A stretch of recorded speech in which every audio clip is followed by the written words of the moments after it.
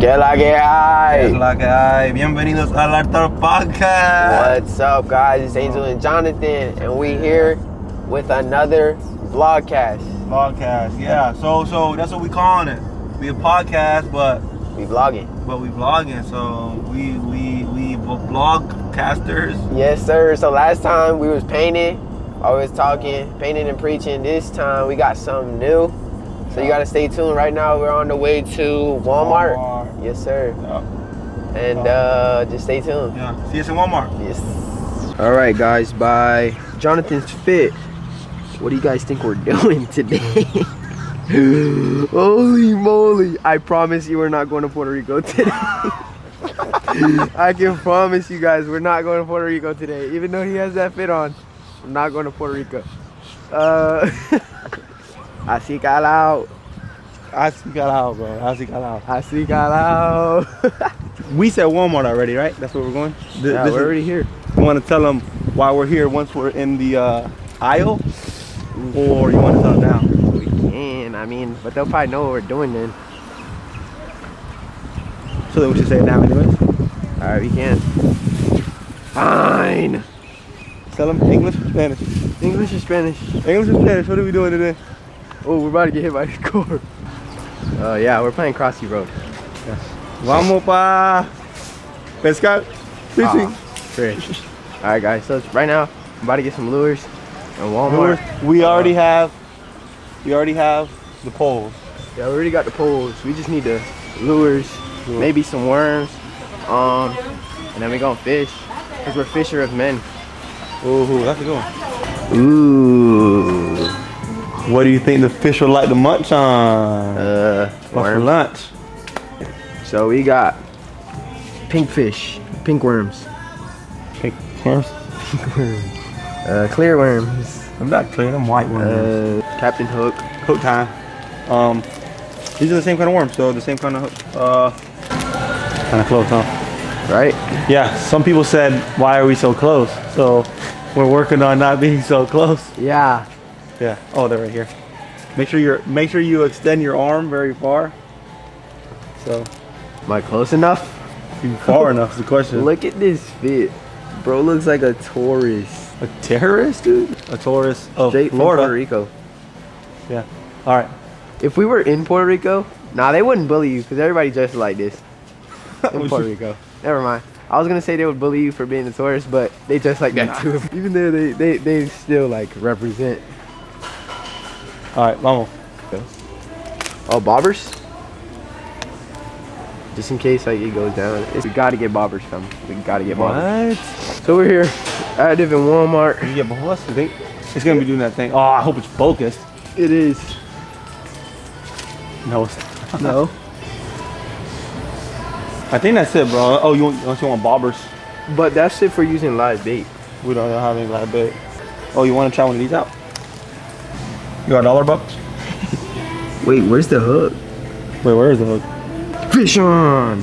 I don't see a hook. That's a big bobber, dude. That's a Pokemon ball. Bag secured. Yeah. Bag secured. Now, back to the fishing low. Undisclosed location. It's where all the big fish be at. We can't, It's kind of bright. Yeah? Yeah. You want me to check it out? Yeah. Should be good. All right, well, I guess I pretty much back secured. Going to the fishing low. About to get hit by a car. Yeah. Where's our car? We need you to finish the podcast, buddy. You might be seeing fishing low. Jesus sooner than you're supposed to. Catch fish. Hey, well, El Huesazo. where did we park, man? We parked this far? Where did we park? No, we did park this far. Alright, guys. We're on a mission. Find the car. I'd be quick to hit that panic button, I ain't gonna lie. Anytime I feel lost or in danger, panic button. Anytime you feel lost or in danger, Call the Lord. Jesus. Just call the Lord. Yeah, he's the panic button. He's the panic button. Estamos activos en el Walmart de Norfolk Myers. Ya tú sabes, activity. Dímelo, habla conmigo. This is the second vlogcast that you guys have seen, and we're still learning our Spanish. We're still learning our Spanish. We're still working on it day by day. We're still working on it. So Jonathan's idea was, okay, hold on. What was my idea? Maybe if I dress up like a Puerto Rican, I can this start guy. speaking Boricua. Boricua. No, baby. Yo soy Boricua.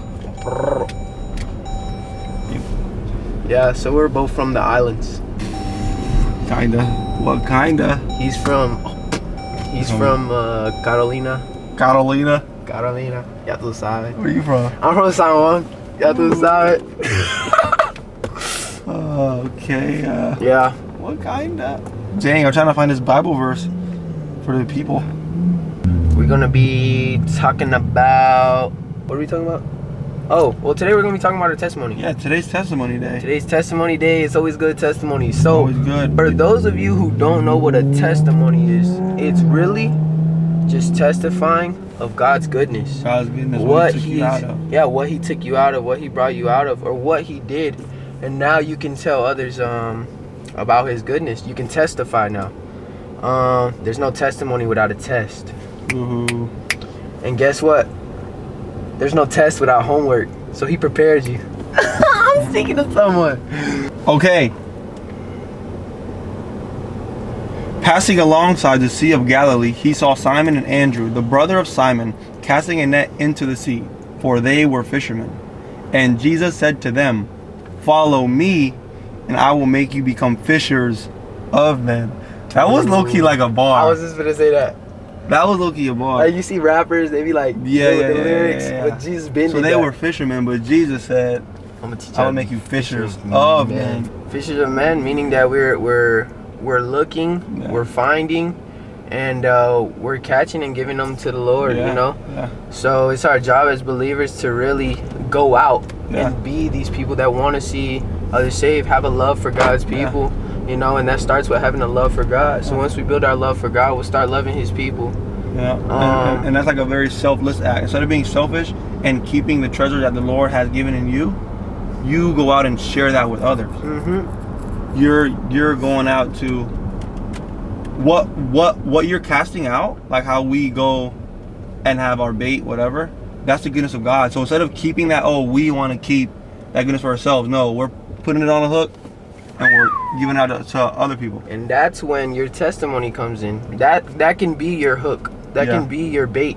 Is what draws people to the Lord is your testimony. So today we're going to be talking about how we became fishers of men. Let's take the shortcut. Yeah. And maybe be nosy. Shortcuts. Let me just tell you. No. Let me Oh, this might have been a long cut. let me tell you about shortcuts. Oh shoot. She got it. There will be Maybe you catch him in the rib. you got him. We're gonna be praying for her. We're not laughing. Locked up. They won't let me out. That was bad. Yeah, like I said, we're in Norfolk Myers. Yeah, we're in Norfolk Myers. It's just normal. I took a shortcut and I think it comes to a dead end. Yeah. Huh. Shortcuts will only take you longer to get to your destination. Mm-hmm. You think it's short because it's quick in the moment, but you realize you had to take a whole nother route. And you also learn nothing in the process. You didn't equip yourself to when you get to your destination to understand how to receive.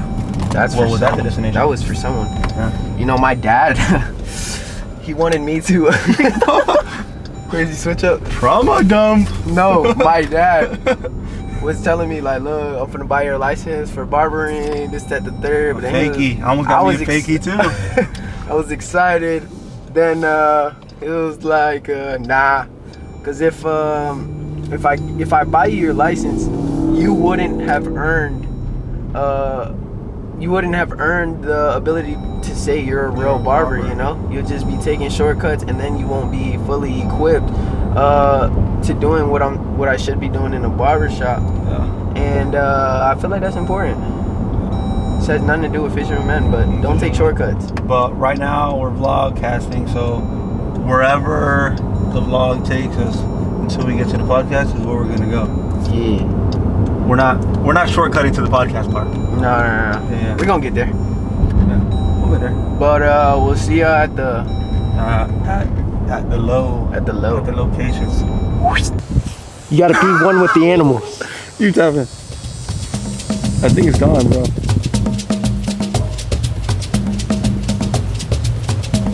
You look fruity.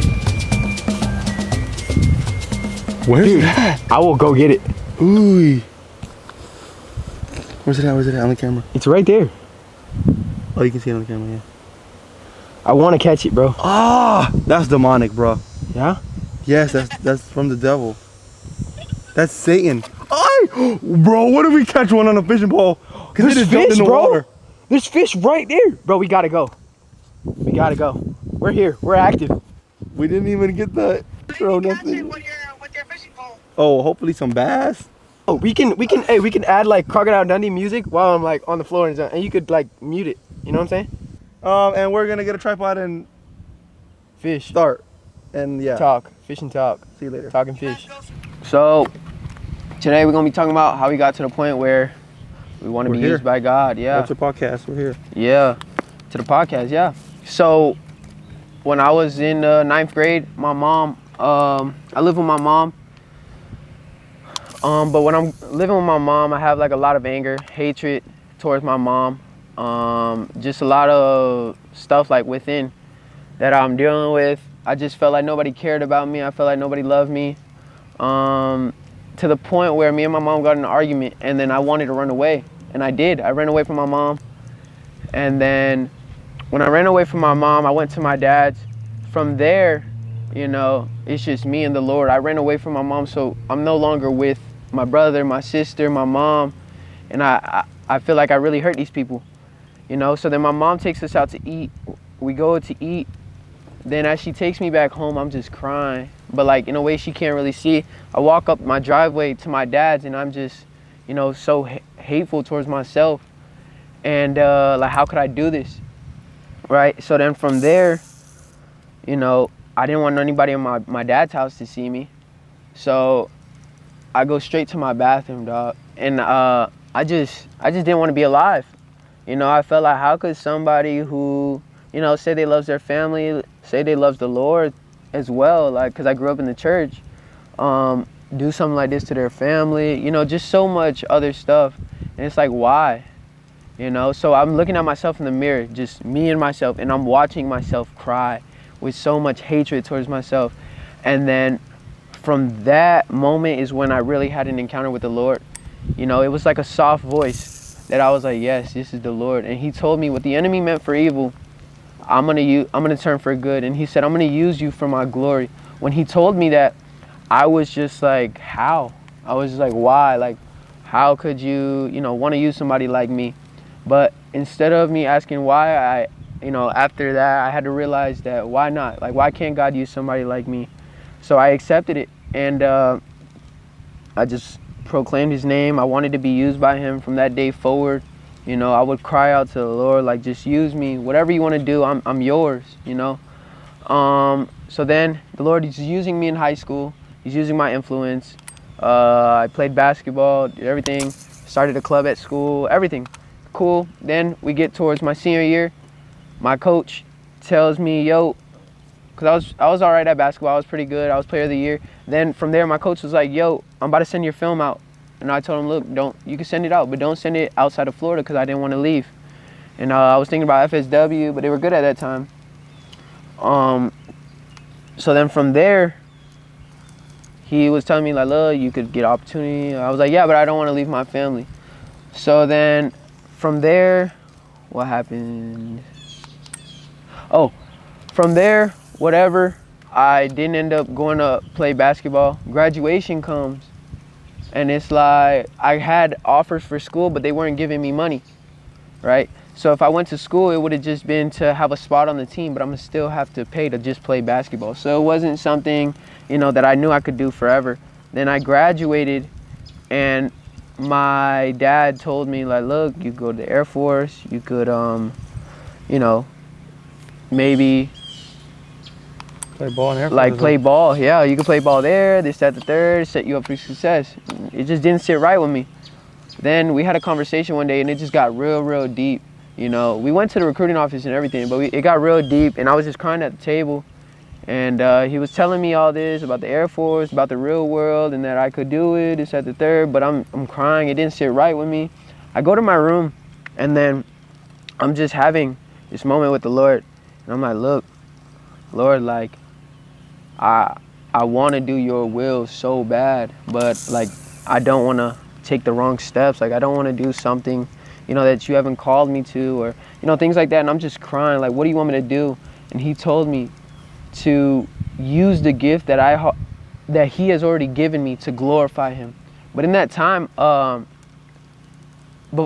before I graduated, I didn't think, oh, like I want to be a barber. You know, it was just something I did since the 10th grade, and I would cut kids on my team. So when he told me to use the gift that he's given me to glorify him, immediately I knew it was barbering. I knew it was cutting hair.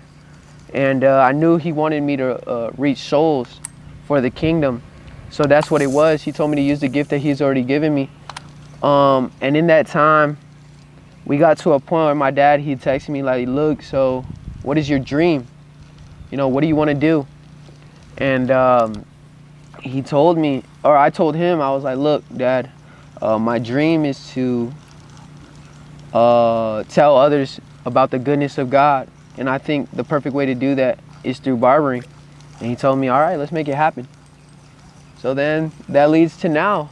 Now I'm working at a barbershop, Boone's Barbershop. Fort Myers. Yes, sir, Fort Myers. And my goal is just to bring hope behind the chair. My goal is to let others see about the goodness of God. But it all goes back to what God did in me when I was a kid. I didn't realize that in that loneliness, when I ran away from my mom, that the Lord was just preparing me. That throughout high school, when someone questioned me like, oh, do you know what the gospel is? And I was just in disbelief because I didn't know what to say. I didn't know what the gospel was, but I was proclaiming Christianity, and it challenged me. It challenged me to go deeper with the Lord to the point where now I want to tell others. In that time, I didn't realize, in that loneliness, he taught me to be content with him. Even though I ran away from my mom, even though I was alone, he taught me to just be content with him, that if I had him, I had everything I needed. And I wasn't realizing that. But it led to now me becoming a barber. Now I have these conversations behind the chair, and we just live to tell others, you know? Be fishers of men. Fishers of men. Yeah, right now. Yeah, amen. That's powerful. Yes, sir. And we all know everybody's testimony is different, but everybody's testimony holds weight, has power, because we say this all the time, like everybody's testimony is for someone else. Yeah. It's for someone else that can relate and understand that no matter where they're at, there's hope. There's hope. So we'll go. Your turn. Into mine. Your turn. Yeah. Me and Angel kind of, I could say, the beginning's similar. Besides everything else, we both grew up in the church. Yeah. So I grew up in the church, going since as long as I can remember. And I had my encounters with the Lord at a young age, but honestly, it never translated. It would translate sometimes for a month, and then back to I just go to church, but I don't live that. I wasn't living it out. So I grew up in church. By the time I got to high school, no, I'm still saying it. By the time I got to high school, that's kind of where you I don't want to say explore. That sounds like kind of. Yeah, no, that's what it is. Yeah, you explore. You start finding like yourself, like your friend group is now you're allowed to go out on your own. You're not with your parents. You're not with your siblings all the time. You're out with your friends. You're being yourself. You can do what you like. You have your own car, whatever. You get more freedom. So I'm in high school, and that's what I'm doing. Freedom. I was going to youth group still, midweek, Wednesdays, going to church on Sundays, and then the rest, it's freedom. I had that conviction in the back of my head every once in a while. You gotta pull it when it does that. And then I just kept my finger here so I know when it's going in. Yeah. But I was in and out. Church on Sundays, having fun on Monday. The world on Monday. Exactly. And I was fine with that. Just because I felt like I was doing just enough. Yeah. But then, freshman year was all right. I started cutting hair sophomore year. just something to do. I didn't see it as a career. It was just COVID and no one could go outside, so let me chop you up real quick. It was trash, it's fine. But so I gained some more friends doing that. More people knew who I was because you're a barber in high school, whatever. Played sports. I did football my freshman, sophomore year, track and basketball for all 4. And I made a good friend group. We were hanging out. We were outside, whatever. And then as high school goes on, you get to my junior year.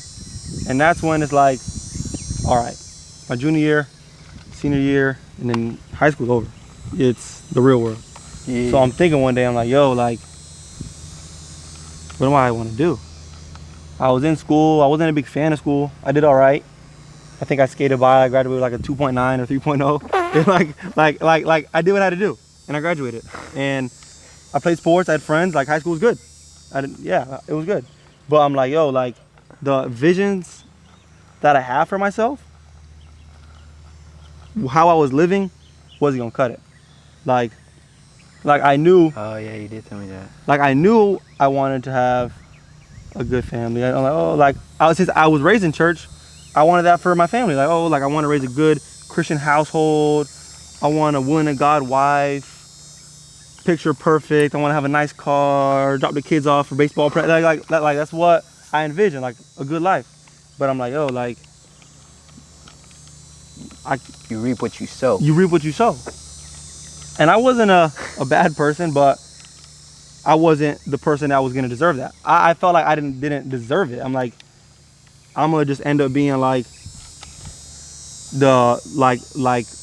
this might sound bad, but I'm gonna end up being like some family members that I have that are just, they have more than one wife, they be going to jail sometimes. It's like, dang, like I'm growing into the person that I never wanted to be. Like I'm just hanging out. I'm gonna be hanging out into my 40s. I'm gonna be that guy that's single bachelor in his 40s. I'm like, oh my gosh, this is not good. And I just felt like, not that it was too late for me to make the change, but I was like, dang, like if I change now, people are gonna look at me funny. Yeah. They're gonna be like, oh, you weren't all that in high school, and now you want to put up your hands in church. It's like, oh man. So this isn't the route for everybody, but I felt in my heart, I'm gonna find a new church. There was nothing wrong with my church before, but I'm like, you know what? I'm gonna have a fresh slate. You want to grow. Yeah, like I wanted a church that I could plant like a seed in and grow. So if I knew church, the church was awesome. I felt at peace there. I felt at home there. I was able to put up my hands and ask for prayer. These people didn't have a prejudgment of me. Like they didn't know who I was really. So I was able to be myself and not try to become someone that I wasn't. I felt like I would maybe get judged for that. And that's just what it was. Maybe it wasn't the right thought, but that's what I was thinking. So I end up going to church.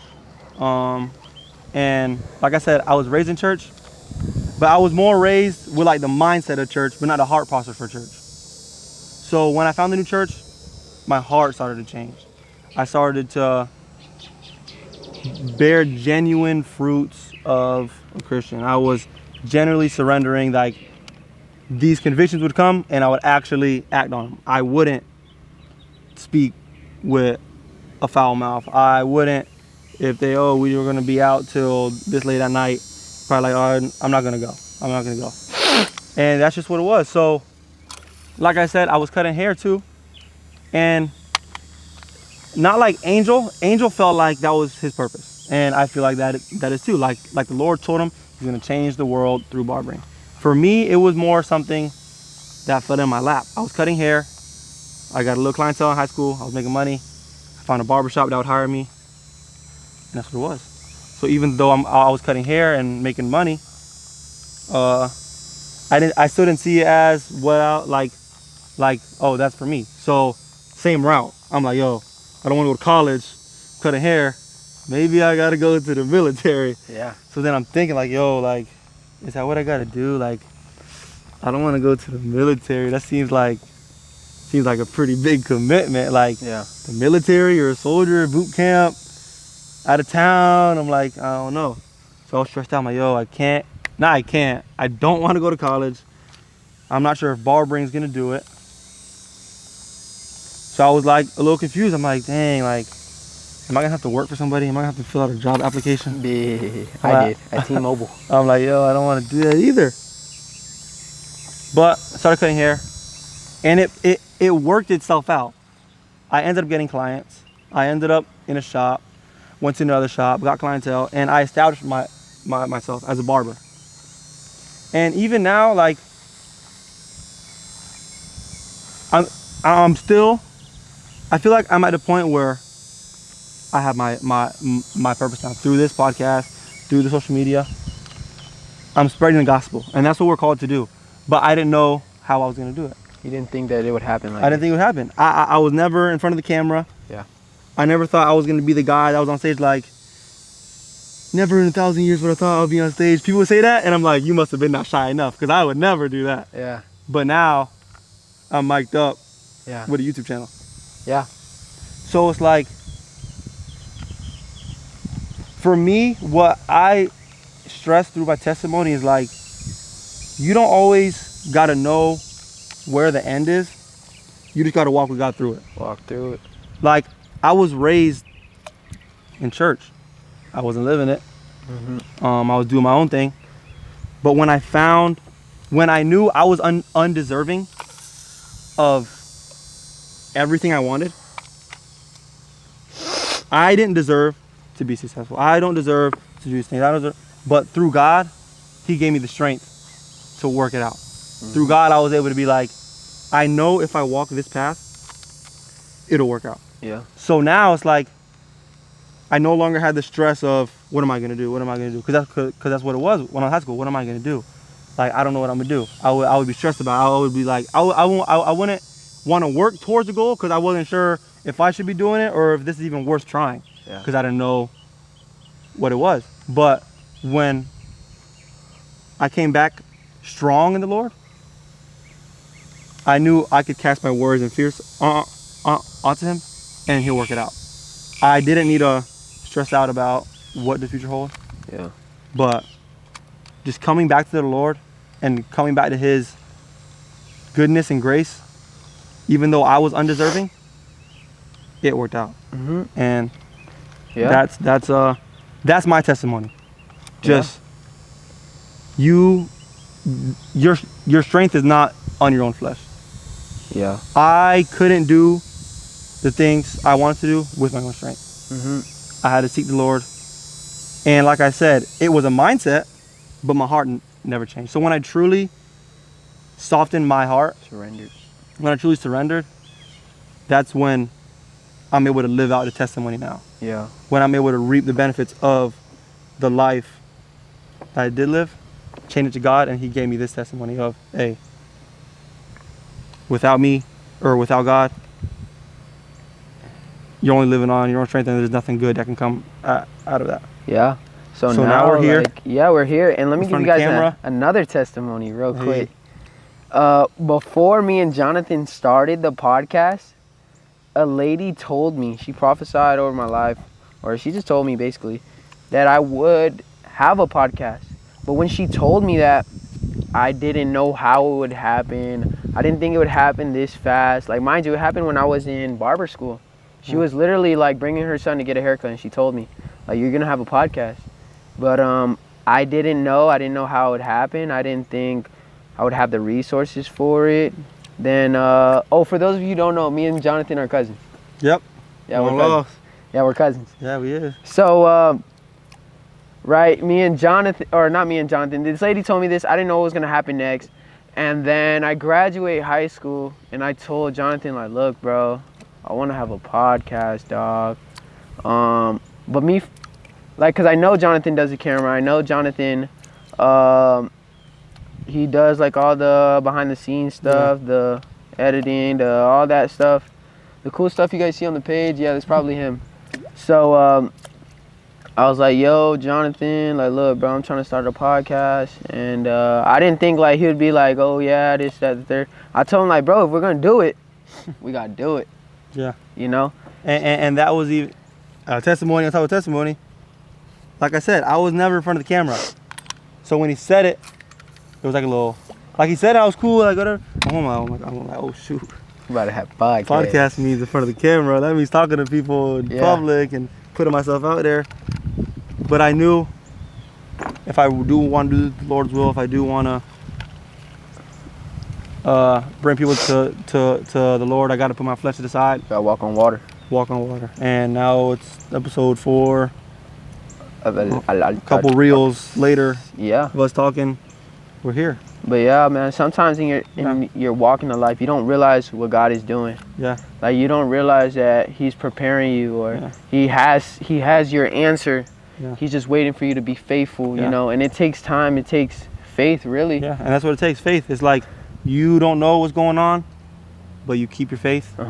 You keep your perseverance and staying strong, firm in the Lord, and you understand wherever it takes me is where I'm supposed to be at. That's the will it has for me. And it's kind of how you said earlier, like you didn't deserve it. Yeah. Like when I tell you I hated my mom, I hated my mom. Yeah. But through that time, I learned how to love her because I understood the love of God. Yeah. I understand that He loved me in my brokenness, in my loneliness. So it helped me better love my mom, my brother. And it brought me to the point where now I know how to love other people. Now I have a care for other people because I learned how to love like Christ. You know, so it's important, man, that we lean into God, what He's trying to do. Because I think some of us too, I don't know where everybody's at in their walk, but we don't feel like we can get out of it. Like there's some of us who are just stuck in that lifestyle, who are stuck in continuous like repetition of going day by day. But like, bro, when you're walking with the Lord, there's something new that happens every day. Yeah, and it's important that you understand that it's called a walk. And a walk, I'm not necessarily sure that it's talking about necessarily the pace, but that it's always moving forward. It's not we're walking in place. This is a walk. So even like you said, you don't know where you're at, continue to move forward with the Lord. You're walking with the Lord. So when it says to walk, when you feel like, oh, like I messed up big time, no, keep walking with the Lord. So because what like the Lord wants to do in your life is going to bring transformation to somebody else's. You know, so what He brings you out of is to be used to testify of His goodness. Like when I tell you I was lost, I hated myself, I hated my mom, but it was all because I didn't know the love of the Father. I didn't know that this salvation that Christians call it, that we call it salvation, was something for people who didn't deserve it. You know, and now it gives us the ability to not boast about what we got through, but what the Lord brought us out of, you know. And I know we're here today, me and Jonathan, but it's like we don't deserve to be here. We're here by the grace of God, and all we can do is boast about the cross and His goodness that He's done in our life, and all we can do is encourage others to do the same. And that's why behind the chair, like, that's our goal. Behind the chair, that's our goal, and now with the podcast, that's our goal. So right now, today we're sharing our testimony. So to recap, I want you to understand, like, you're talking to someone who's scared of the camera, felt like they didn't deserve a life that they wanted. Angel felt in a depressive state because of what he felt like he caused himself.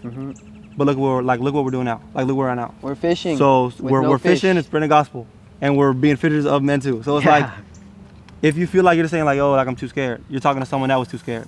Yo, I'm in a season of depression right now. You talking to someone that didn't feel like his life was worth it at the moment. So it's like, that's what your testimony's for. And understand, like, no matter where you're at, move forward. You might not see it now. I didn't see it at all. I didn't know that I was gonna be in front of the camera at all.